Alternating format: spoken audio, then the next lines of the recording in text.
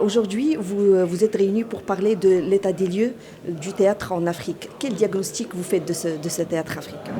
Je pense que les diagnostics sont multiples, donc pour moi, je ne m'attelle pas au diagnostic de ce qui manque, ce qui ne va pas. Je pense que par contre, on a toutes les forces maintenant pour former dans la direction qu'on aimerait, se réunir, créer des réseaux qui nous permettraient entre nous d'avoir une circulation d'un pays à un autre. Je trouve que ce qui se passe là en ce moment, cette semaine à Rabat, dans ce festival panafricain, c'est vraiment une chose qu'on a rêvé, souhaité, de nous retrouver, de voir que toutes ces forces créatrices qui sont dans des pays séparés, en train d'œuvrer, de créer des programmes de formation, de lieux de diffusion dans leur propre pays, si on fédère, on va arriver à une richesse exceptionnelle. Vous avez parlé aussi de la question de l'identité. Les comédiens, les artistes africains devraient savoir qui ils sont réellement. Comment inciter justement les jeunes à aller dans ce sens? Bon, je pense qu'on est quand même, de façon globale, dans le monde en ce moment, et sur le continent, en train d'essayer de revenir et de se demander toujours qui je suis.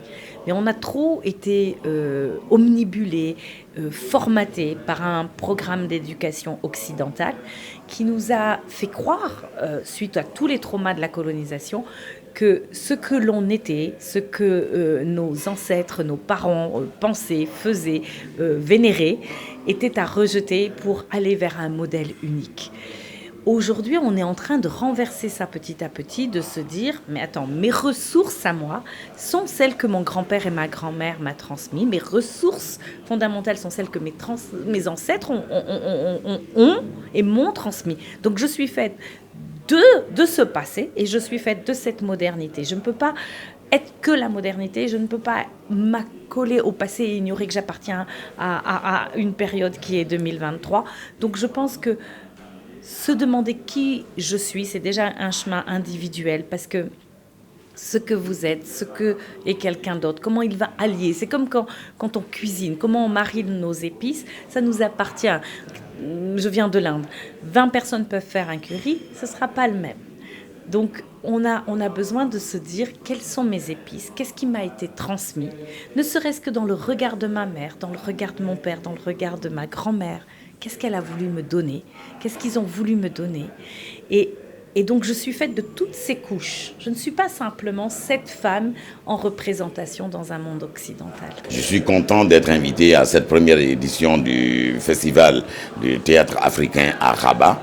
Et notre ambition en venant ici, c'était, tout en étant à la croisée des chemins sur tout le continent, ne sachant pas où donner de la tête parce que les politiques ne répondent pas à nos appels, c'est de nous mettre à la disposition de notre frère Khalid qui nous a demandé de venir selon la volonté donc du roi, donc du pouvoir du Maroc, de faire de Rabat la capitale du théâtre africain.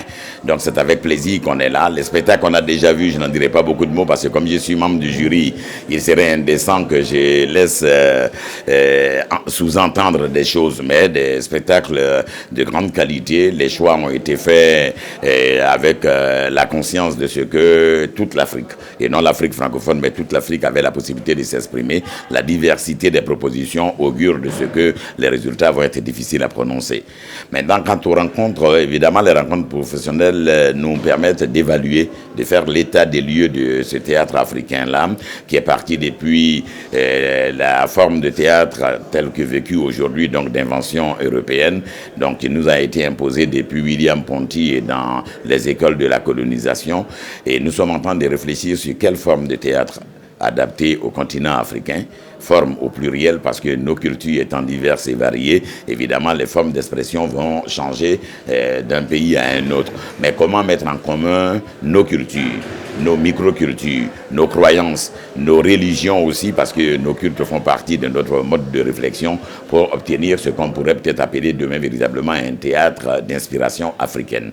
Donc nous réfléchissons à cela et puis quel marché pour ce théâtre-là, quel festival, quelle circulation possible pour ce théâtre-là. C'est autour de ces thèmes que nous sommes en train de discuter, nous redéfinir nous-mêmes en sortant du joug de l'Occident, des pratiques qu'on nous a imposées, du marché obligatoire vers l'Occident. Est-ce que, je ne dirais pas l'expression des politiques sud-sud ou nord-sud, non, mais comment on peut avoir un rapport Afrique-Afrique pour essayer de nous identifier nous-mêmes, essayer de poser les problèmes auxquels nous sommes confrontés et envisager d'éventuelles résolutions de ces problèmes-là. C'est un peu l'objet de ces rencontres professionnelles. D'après ce que vous avez dit tout à l'heure, le financement est le principal problème qui se pose pour le développement du théâtre en Afrique. Comment vous voyez la solution à ce problème? Il y a financement, mais il y a aussi infrastructure. Parce qu'on peut nous donner tous les financements demain sur décision des chefs d'État, mais si on a tous ces financements et si nous avons tous les délires possibles et qu'on ne sait pas où les circuler, ça va être compliqué. Donc les infrastructures sont une base, le financement un fait, mais aussi le public, parce que nous créons pour qui? Aujourd'hui, si je viens jouer un spectacle ici, je vais être obligé de le jouer en français. Ça veut dire qu'obligatoirement, je soumets le public marocain à écouter du français. Tout ce que nous avons essayé, ce que nos aînés ont essayé, c'est casser la gueule plus tard parce que c'est les Occidentaux qui finançaient. Et à partir du moment où ils nous retirent le tabouret, évidemment, tout se perd. Et on est donc en reconstruction perpétuelle. C'est pour ça qu'aujourd'hui, notre objectif, c'est comment sensibiliser nos pouvoirs publics qui signent les accords avec l'Occident. Comment envisager de réelles politiques culturelles. Parce que nous faisons des spectacles de théâtre, mais nos pays ne sont pas forcément dotés des politiques culturelles. Ou alors, quand nous avons des politiques culturelles, c'est des politiques qui sont pensées dans les bureaux, sans l'accord et sans discussion avec les acteurs du terrain. Notre théâtre, c'est ce que nous sommes. Mais aujourd'hui, nous faisons notre théâtre à l'image de l'Occident. Nous faisons leur théâtre en croyant que nous faisons un théâtre africain. Et vous avez parlé de la langue. Vous pensez que si aujourd'hui une troupe marocaine va jouer dans un autre pays africain et vice-versa, est-ce que la langue ne sera pas une barrière pour le public? La langue ne devrait pas être une barrière parce que le théâtre est l'expression des émotions et le seul endroit de communication chez l'être humain et qui n'a pas de barrière, c'est l'âme. Les émotions n'ont pas de couleur, les émotions n'ont pas de nationalité. Pourquoi est-ce que l'Asie a réussi à triompher malgré tous les coups qu'ils ont subis comme l'Afrique? Parce que l'Asie a réussi à rester intègre dans sa culture. Donc ça serait aussi peut-être, juste une proposition, une idée, ça serait une bonne chose peut-être d'organiser une deuxième édition de ce festival dans un autre pays africain? Gardons le socle. Parce que la notion de l'itinérance des festivals dilue la force de l'idée de base. D'autres manifestations peuvent être initiées dans d'autres pays. Et l'Occident nous a toujours porté. Pourquoi le Maroc ne porterait pas cette nouvelle réflexion du théâtre africain?